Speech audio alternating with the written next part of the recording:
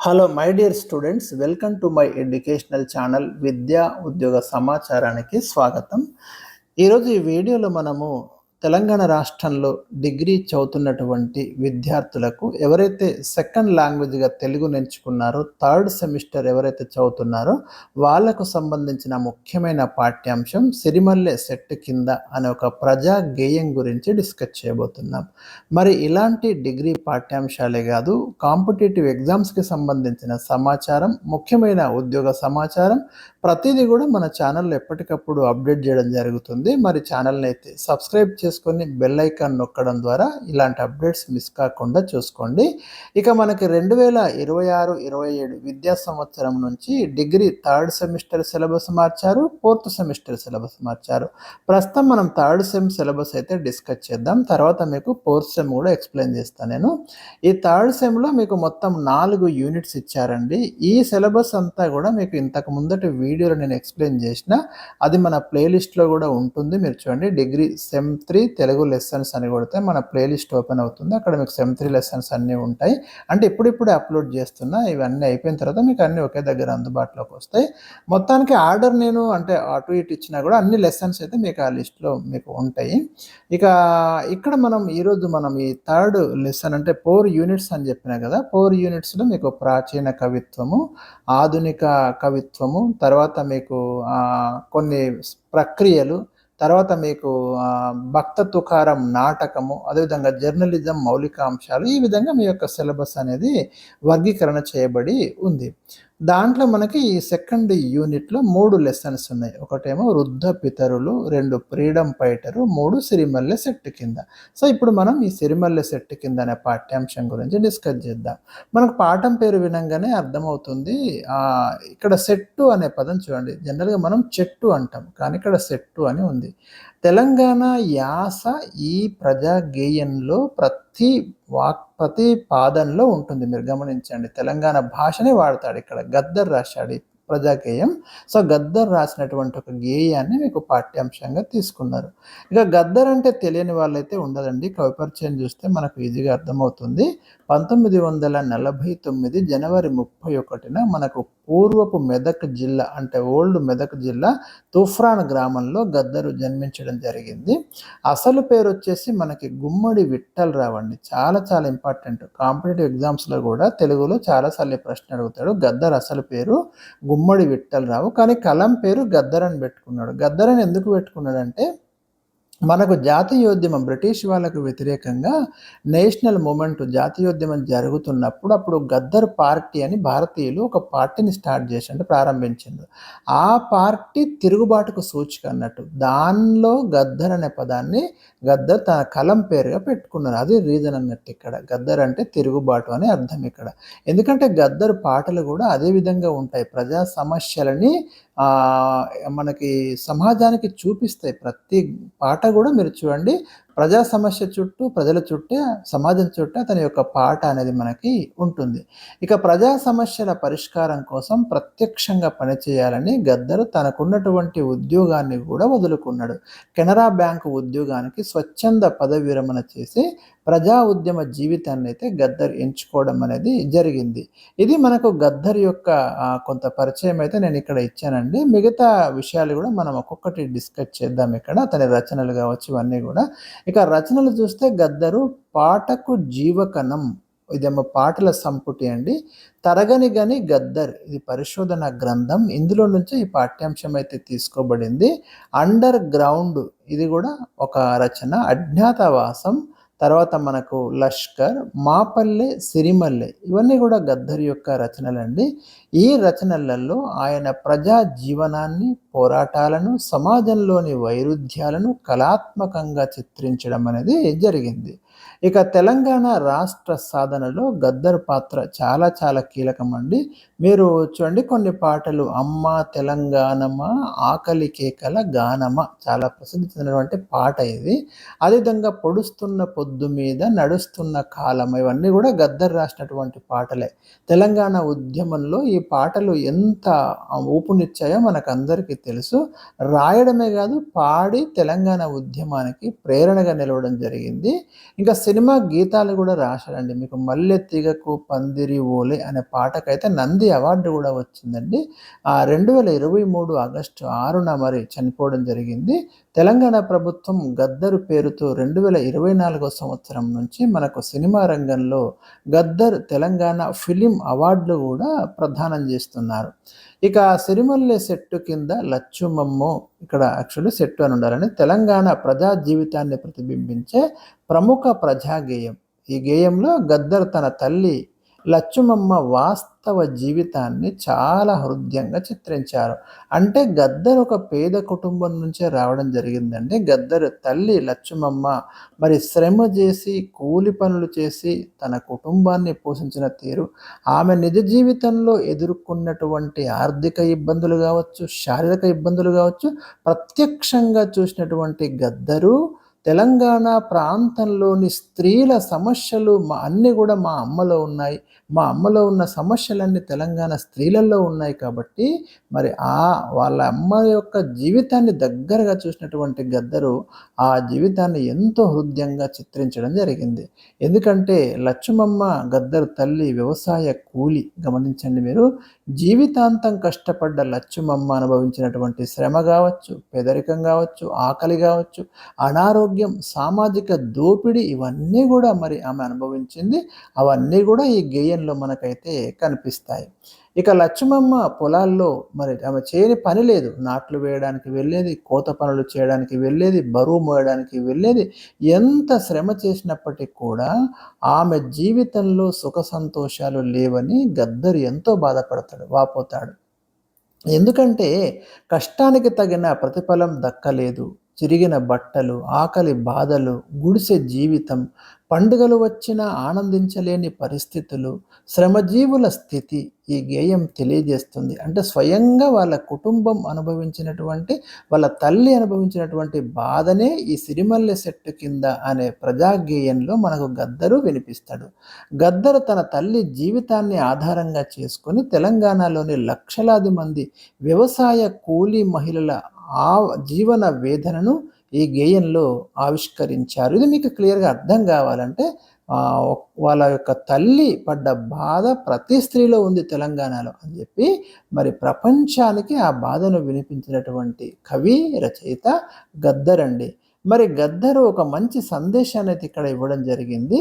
ఈ గేయము వ్యక్తిగత అనుభవాన్ని సామాజిక చైతన్యంగా మలిచింది. తరగనిగని గద్దర్ నుండి ఈ గేయం అయితే స్వీకరించబడింది. ఇక ఒక్కసారి మనం ఈ స్టాంజాలు అంటే మీకు ఒక్కొక్కటి నేను ఎక్స్ప్లెయిన్ చేస్తా క్లియర్గా. ఇక్కడ మీకు అర్థం కానిది ఏమి ఉండదండి, అన్నీ నేను సింపుల్గా ఎక్స్ప్లెయిన్ చేస్తా. ఆ గేయంలోకి వెళ్తున్నాం మనం, ఈ ప్రజా గేయంలోకి. సిరిమల్లె చెట్టు కింద లచ్చుమమ్మో లచ్చుమమ్మ, నీవు సినబోయి కూసున్న వెందుకమ్మ ఎందుకమ్మ. ఇక్కడ లచ్చుమమ్మ అంటే గద్దర్ తల్లి అండి. కానీ తెలంగాణలో ఉన్న ప్రతి స్త్రీకి ప్రతీక అనుకోవాలి ఇక్కడ ఈ పదం. ఎవరైతే కష్టపడుతున్నారో, ఎవరైతే పేదరికంలో ఉన్నారో వాళ్ళందరికీ కూడా ఇక్కడ లచ్చుమమ్మ ప్రతీక అనుకోవాలి.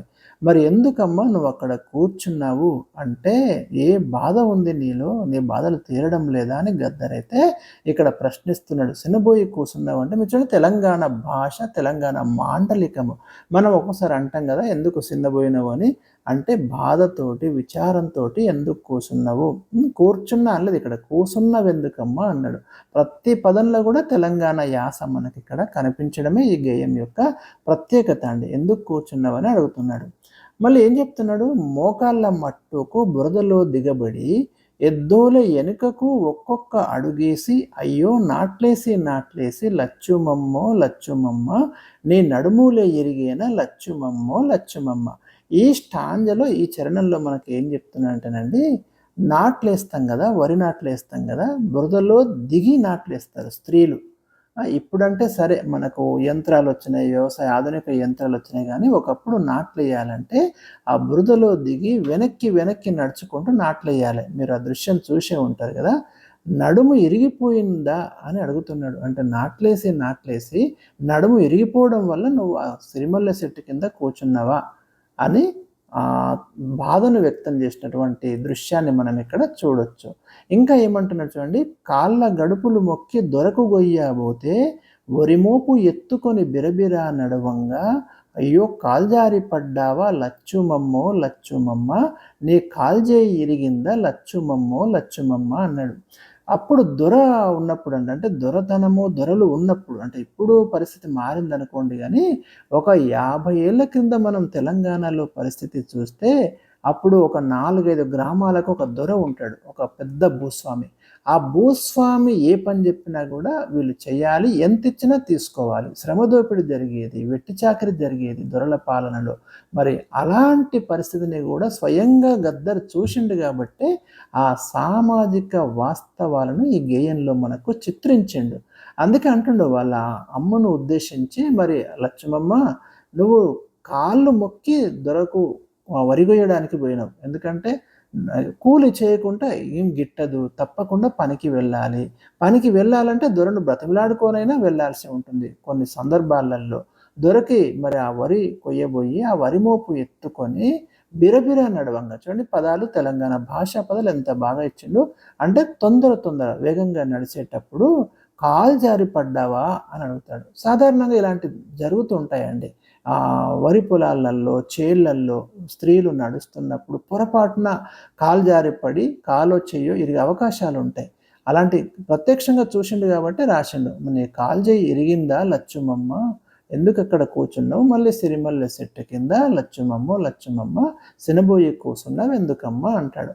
అర్థమైంది కదా. ఈ 2 చరణాలలో ఒక చరణంలో అక్కడ నాట్లేయడం, రెండో చరణంలో వచ్చేసి మరి వరిమోపు ఎత్తుకొని ఊరిమోపి అంటున్నాడు. అంటే ఒక్కొక్క ప్రాంతంలో మనము ఒక్కొక్క రకంగా మాట్లాడతాం. వరిమోపు అంటాం, కొన్ని చోట్ల ఓరిమోపు అంటారు, కొన్ని చోట్ల అరి అని కూడా అంటారు. నెక్స్ట్ తర్వాత చూడండి, నెత్తంత మాసింది రైకంత చినిగింది కొత్తది కొననీకి పైసలు లేవాయి. ఎంత కష్టపడ్డా కూడా నీ దగ్గర పైసలు లేవు. నెత్తి అంటే తల అండి, తల మాసిపోయింది, కనీసము నూనె కూడా పెట్టుకోలేనటువంటి పరిస్థితి ఉందమ్మా. రైకంతా చినిగింది, రవికే చినిగిపోయింది, కొత్తది కొందామంటే నీ దగ్గర పైసలు లేవు కదా అని తెలంగాణ గ్రామీణ ప్రాంతంలో ఉన్నటువంటి పేదరికాన్ని మనకి ఇక్కడ చూపెట్టడం జరిగింది. అంటే మీరు రేపు క్వశ్చన్ వచ్చినప్పుడు ఆన్సర్ రాసేటప్పుడు ఇవన్నీ రాయాలి. ఈ విధంగా అన్నాడు. తెలంగాణ ప్రజల దయనీయ స్థితిని ఇక్కడ మనకు తెలియజేస్తున్నాడు గద్దర్ అని రాయాల్సి ఉంటుంది. అయ్యో కొంచి పీల్కలు గట్టి లచ్చుమమ్మ, నీవు కూలీకి పోయినావా లచ్చుమమ్మ, మరి కనీసం రైక చినిగిపోయింది, కొత్తది కొందామంటే పైసలు లేవు, ఆ ఉన్న పాత గుడ్డ పేలికలు కట్టుకొని నువ్వు కూలికి పోయినావు కదా, ఇంత బాధ ఉందమ్మా అని తన ఆవేదనను ఇక్కడ వ్యక్తం చేయడం జరిగింది. తర్వాత తినే ఆహారం గురించి కూడా, పాసిపోయిన బువ్వ మాడిపోయిన గట్క చలిగంజి పోసుకొని సప్పదే మింగితే అంటాడు. మరి ఇప్పుడు సాధారణంగా మనకు గ్రామీణ ప్రాంతాలలో ఒకప్పుడు కనీసం తినడానికి తిండి లేని పరిస్థితి ఉండేది. గద్దర్ ఈ గేయం రాసినప్పుడు తిండి కూడా లేనటువంటి పరిస్థితి. అందుకే పాసిపోయిన బువ్వ అంటే ఇక్కడ అన్నం అండి, మాడిపోయిన గట్క అంటే జొన్నలు మక్కలతో చేసేది ఉంటుంది కదా ఆ పదార్థం, దాన్ని గట్క అనేవాళ్ళు. ఒకప్పుడు గట్క తినేవాళ్ళు తెలంగాణలో, ఇప్పుడు అంటే తినడం లేదు కానీ ఒకప్పుడు తినేవాళ్ళు. అది కూడా మాడిపోయిన గట్క, ఏది ఉంటే అదే తినేవాళ్ళు అన్నట్టు. పడేయడం అసలు పారవేయడానికి లేనే లేదు అక్కడ. తినడానికి లేనప్పుడు బయట పారవేయడానికి అవకాశం ఎక్కడ ఉంటుందండి, మిగిలిందే తినాలి. చలి గంజి పోసుకొని సప్పదే మింగితే, ఏం లేదు కనీసం కూర లేదు ఏం లేదు, సప్పదే మింగితే లచ్చుమమ్మ నీ డొక్కంత గుంజిందా లచ్చుమమ్మ అంటాడంటే అది అలాంటి తిని నీ ఆరోగ్యం చెడిపోయి మరి నీ కడుపంతా కూడా గుంజుకపోయిందా అని ఇక్కడ ప్రశ్నించడం జరిగింది. గాడ్పొచ్చి గుడిసెంత గాలికెగిరిపోయి చలికాలం వచ్చింది సాపసింపులు లేవు. చూడండి ఇక్కడ గుడిసె, పేదవాళ్ళకి గుడిసెలు తప్ప బంగ్లాలు అయితే ఉండవు కదా. గ్రామీణ పేదరికం అంటేనే గుడిసెలు. మరి మీకు బోయి భీమన్ అయితే గుడిసెలు కాలిపోతున్నాయని ఒక కవితనే రాసిండు కదా. మరి గుడిసెలే ఉంటాయి పేదలకు, మరి ఇంకేముంటాయి ఈ దేశంలో అని ప్రశ్నిస్తాడు అక్కడ. ఇక్కడ గద్దర్ కూడా గుడిసెను పేదరికానికి ప్రతీగా చెప్తున్నాడు. గాడ్పొచ్చి అంటే గాలి వచ్చి ఆ గుడిసె మొత్తం గాలికి ఎగిరిపోయింది. చలికాలం వచ్చింది సాపసింపులు లేవు, మరి చలికాలం వచ్చింది, చలి పెడుతుంది, గజ వణుకుతున్నావు, కనీసం బొంత కొడదామంటే పాత గుడ్డలు కూడా లేవు, ఒక చాప కూడా లేదు పడుకోవడానికి.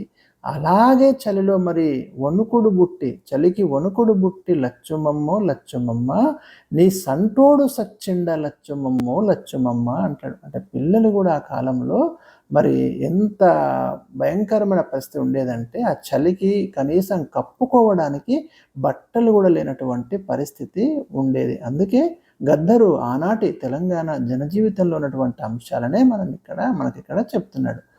ఆకలికి పోరగాన్లు అల్లాడిపోవంగా అన్నారెడ్డికి నీవు జొన్న కొయ్యబోతే, మరి ఆకలితో పిల్లలేమో అలమటిస్తున్నారు నీ పిల్లలు, అన్నారెడ్డికి నువ్వు జొన్న కొయ్యబోయినావు. మరి జొన్న కొయ్యబోతే ఏం జరిగింది? జొన్న కొయ్య దిగి నీ కాలంతా వాసిందా లచ్చుమమ్మ. మరి చేన్లల్లో ఈ జొన్న చేన్లలో తిరిగేటప్పుడు ఈ జొన్న కొయ్యలు ఉంటాయి కదా, షార్ప్గా ఉంటాయి వాడిగా. మరి అలాంటి జొన్న కొయ్య దిగితే కాలు మొత్తం వాపొచ్చిందా అని మరి ప్రశ్నించడం అనేది జరిగింది. ఎందుకు నువ్వు సిరిమల్లె చెట్టు కింద శనబోయి కూర్చున్నావు, ఏం జరిగిందమ్మా అంటే ప్రతిదీ చెప్తున్నాడు. జొన్న కొయ్య పోతే ఆ జొన్న కొయ్య దిగి కాలు వాసిందా, మరి వరిమోపు ఎత్తుకొని పడిపోయినావా, నాట్లేసి నడుమిరిగిపోయిందా, ఎందుకు కూర్చున్నావని అడగడం అనేది జరుగుతుంది.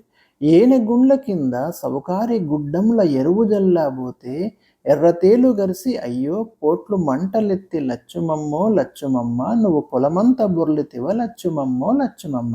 ఈ చరణం చూడండి. గుడ్డం అంటే ఒక పొలం లాంటి ఒక భాగం అండి. మనం చేన్లో ఒక భాగం ఉంటుంది, అని గుడ్డం అని కూడా అంటాం. సౌకారి గుడ్డం అంటే, షావుకారి అంటే ఇక్కడ వైశ్యులు అండి. మరి సావుకారి అని ఎప్పుడు కూడా అంటాం కదా మనం పల్లెటూళ్ళలో, సావుకారి అంటాం. సావుకారి గుడ్డంలా ఎరువు జల్లబోతే, ఎరువు వేయడానికి నువ్వు వెళ్ళినప్పుడు ఎర్రతేలు నిన్ను కొడితే మరి పోటెత్తి పొలమంతా అయ్యో అయ్యో అని బొర్లితివా ఏంటిది అంటే, ఒక గ్రామీణ ప్రాంతాలలో శ్రామికులకు, రైతులకు, మహిళలకు ఈ తేలు గుట్టడము, పాము కరవడము సాధారణమైనటువంటి విషయం అండి. అందులో పాము కరిస్తే ఎంతోమంది చనిపోతుంటారు, తేలు కరిస్తే ఆ బాధను మరి దిగమింగుకోవడం జరుగుతుంది. ఎలాంటి ఔషధాలు అందుబాటులో ఉండవు, వైద్య సౌకర్యాలు అందుబాటులో ఉండవు. ఈ కాలంలో కూడా మనం చూస్తున్నాం కదా. కాబట్టి మరి ఆ ఎర్రతేలు కుట్టడం వల్ల నువ్వు మరి పొలమంతా బొర్లితివా ఏంటిదని ప్రశ్నిస్తాడు. దసరా పండుగ వచ్చే దమ్మిడి లేదాయే, దీపావళి వచ్చే దీపమే లేదాయే అంటాడు.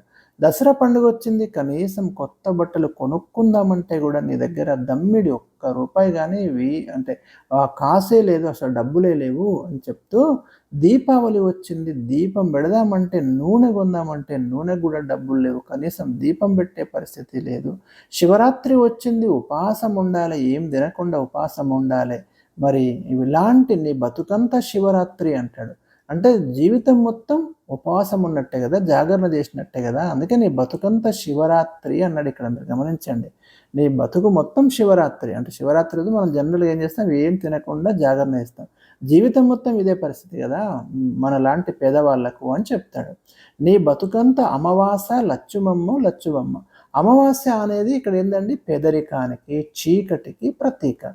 మరి బ్రతుకు మొత్తం కూడా చీకటే కదా అని చెప్తాడు.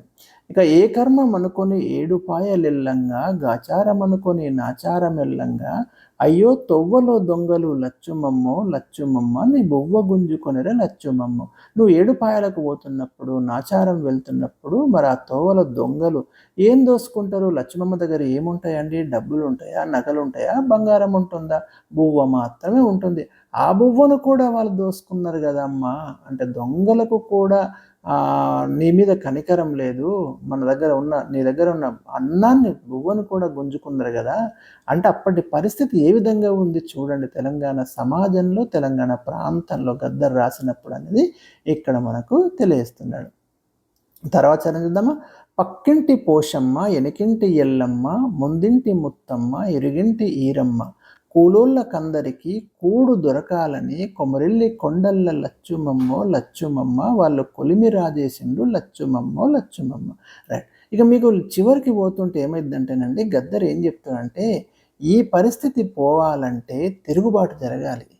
తిరుగుబాటు జరగాలంటే ఆయుధాలు చేతబూని ఒక విప్లవం తీసుకురావాలి. అప్పుడే మరి ప్రభుత్వాలు మన గురించి ఆలోచిస్తాయని చెప్తాడన్నట్టు. అంటే చివరి వరకు వెళ్ళేసరికి గద్దరు ఒక ప్రేరేపణ కలిగిస్తాడు. మనమంతా ఒక్కటి కావాలి, శ్రామికులు తిరుగుబాటు చేయాలి, మనం అధికారంలోకి వస్తేనే ఇలాంటి బ్రతుకులు మారుతాయి అని చెప్తాడు. అందుకే అన్నాడు కదా, అందరినీ మోటివేట్ చేస్తున్నాడు. పోషమ్మ, ఎల్లమ్మ, ముత్తమ్మ, ఈరమ్మ అందరు రండి, అందరూ వచ్చి మనకి ఇప్పటికే మరి ఆ కొండలలో అప్పటికి ఇంకా నక్సలిజం ప్రారంభమైందండి. నక్సలిజం ప్రారంభం కావడము, పేదలకు మద్దతుగా, భూస్వాములకు వ్యతిరేకంగా వాళ్ళు రావడము, అవన్నీ వీళ్ళలో స్ఫూర్తినిచ్చినాయి ఆ కాలంలో. కాబట్టి ఆనాడు ఉన్నటువంటి గ్రామీణ పరిస్థితులే ఇలాంటి ఫ్యూడల్ భావజాలము, భూస్వామ్య వ్యవస్థ రావడము, శ్రామికులు అణగదొక్కడము, వెట్టి చాకరి, వీటికి వ్యతిరేకంగానే కదా నక్సలిజము భావజాలం రావడము. కాబట్టి గద్దరు కూడా తిరుగుబాటు కోరుకుంటాడు అన్నట్టు. మరి అట్లా అలా తిరుగుబాటు జరిగితేనే జీవితాలు మారుతాయి అంటాడు. కాబట్టి మనకి ఈ గేయంలో కూడా ఆ ఛాయలు మనకు కనిపిస్తాయి. ఎన్నాళ్ళు ఏడ్చేవు, ఎంత అని ఏడ్చేవు, ఎన్ని రోజులు ఏడుస్తావమ్మా, ఇంకా ఎంత ఏడుస్తావు, ఏడ్చినా తూడ్చినా ఏమి సాధించేవు, మరి నీతోటి చెల్లెన్లు, నీ సాటి తమ్ముళ్ళు ఎర్రదండులో చేరి ఎత్తిండ్రు కొడవన్లు అన్నాడు. చూడండి, ఇక్కడ ఎర్రదండు అంటే ఇక్కడ నక్సలిజం, కమ్యూనిజం భావజాలం ఈ ఈ పాదంలో మనకు ప్రత్యక్షంగా కనబడుతుంది. మరి కొడవన్లు ఎత్తి తిరుగుబాటు చేయాలి, కొడవన్లు నూరుకొని లచ్చుమమ్మో లచ్చుమమ్మ, నీవు కూలిదండుల చేరు లచ్చుమమ్మో లచ్చుమమ్మో అంటాడు. అంటే సంఘటితం చేస్తున్నాడు గద్దరు. చివరికి మొత్తం అందరు శ్రామికులను, అందరు గ్రామీణ పేదరికంలో ఉన్న మహిళలను ఒక్కటయ్యి తిరుగుబాటు చేయాలి, మనము ఈ భూస్వామ్య వ్యవస్థ నశించాలి, దున్నేవాడిదే భూమి అనే కాన్సెప్ట్ దిశగా గద్దరు మనకు అందరినీ ప్రేరేపిస్తున్నట్టు మనకు అర్థమవుతుంది. సో ఇది మనకు గద్దర్ రాసినటువంటి ఒక ముఖ్యమైనటువంటి ప్రజాగేయం అండి. గద్దర్ను ప్రజా యుద్ధ నౌక అంటారు. ఎందుకంటే గద్దర్ జీవితాంతం మనకు శ్రమజీవుల పక్షాననే పోరాడిండు, శ్రమజీవుల కోసమే రాసిండు. అణగారిన బ్రతుకులను మార్చడం కోసం తన సాహిత్యాన్ని ధారపోసినటువంటి వ్యక్తి గద్దర్గా మనం చూడాలండి గద్దర్ని. కాబట్టి తెలుగు సాహిత్యంలో గద్దరు ఒక మణిపూస అనే మనం చెప్పుకోవచ్చు. ముఖ్యంగా విప్లవ కవిత్వం కావచ్చు, ఇలాంటి వాటిలో మాత్రము గద్దరు తిరుగుబాటుకు ప్రతీక గద్దర్ అని చెప్పుకోవచ్చు. ఇది మనకు ఈ థర్డ్ సెమిస్టర్లో సిరిమల్లె చెట్టు కింద అనే పాఠ్యాంశం మీకు అర్థమైంది కదా. అంటే మీకు ప్రశ్న ఏ విధంగా రావచ్చు అంటే, గద్దరు మరి ఒకప్పటి గ్రామీణ తెలంగాణ జీవితాన్ని చిత్రించిన విధానం రాయండి, లేదా లచ్చుమమ్మ, సిరిమల్లె చెట్టు కింద లచ్చుమమ్మ అనే పాఠ్యభాగ సారాంశం రాయండి అన్నప్పుడు ఇవన్నీ మీరు ఏ విధంగా గద్దర్ ఆనాటి పరిస్థితులను వివరించింది గేయములు అనేది రాస్తే సరిపోతుంది. ఇది నేను మీకు ఈరోజు ఎక్స్ప్లెయిన్ చేసినటువంటి పాఠ్యాంశం అండి. మరొక పాఠ్యాంశంతో మీ ముందుకు వస్తాను.